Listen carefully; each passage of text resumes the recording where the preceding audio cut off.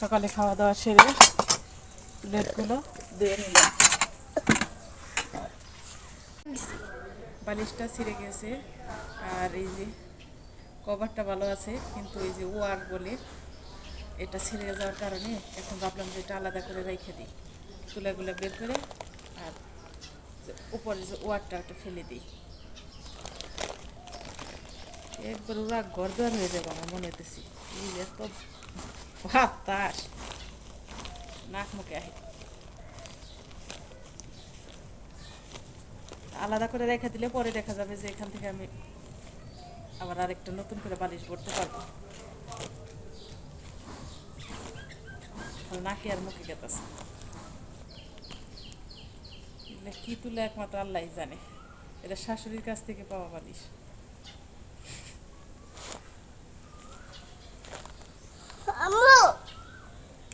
তুলা না, মনে হয় যে যে লাল গমের আটা আছে না, ওই রকম লাগতেছে।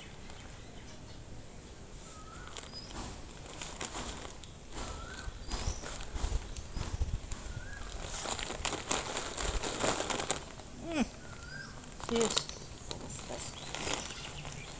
গোসালের আগে করলে ভালো হতো, বোকামি করলাম।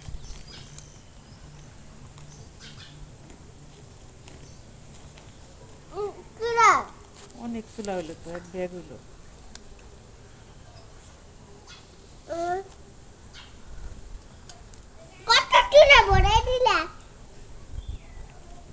তুমি সরো, নাকি মুখে যায় অসুখ হবো।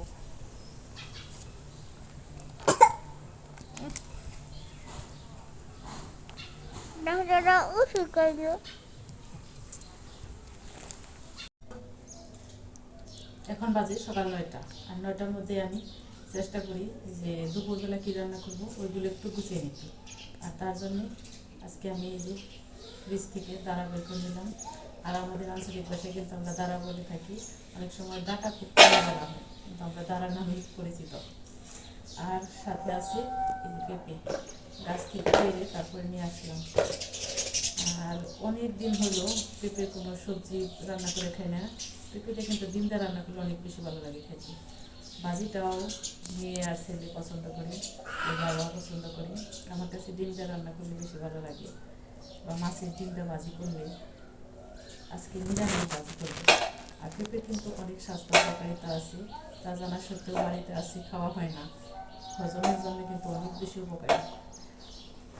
পেট জ্বালা পোড়া এগুলো কিন্তু রোধ করে এই পেঁপে। যদি কিনা খাইতাম তাহলে মনে হয় মূল্য থাকতো, বাড়িতে আছে যার কারণে খাওয়াই হয় না।